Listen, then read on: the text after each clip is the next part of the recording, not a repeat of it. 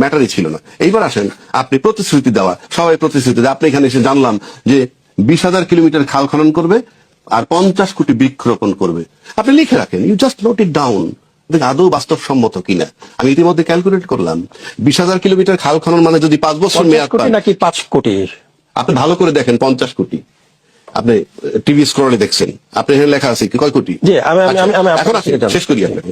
যদি 20,000 কিলোমিটার খাল খনন আপনি করতে চান 5 বছরে, দৈনিক গড়ে 11 কিলোমিটার খাল খনন করতে হবে। আপনি লিখে রাখেন, নোট ইট ডাউন, আমি আপনাকে নোট করে রাখতে বললাম। 50 কোটি বৃক্ষরোপণ যদি আপনি করতে চান, প্রতিদিন 2,73,000 গাছ রোপণ করতে হবে, লিখে রাখেন। দেশটাই তো থাকবে না। 20,000 কিলোমিটার খাল খনন করলে সব নদী, আর 50 কোটি বৃক্ষরোপণ কইরে দেখেন তো দেশে ল্যান্ড থাকে কিনা। একটা কথার কথা বললাম। সুতরাং আপনি মানে সবকিছু ভায়াবল, বাস্তবসম্মত, গ্রহণযোগ্য হতে হবে। আমরা হতাশ হচ্ছি প্রতিদিন। এখন যদি বলেন আপনি হতাশ হলে কি আসে যায়,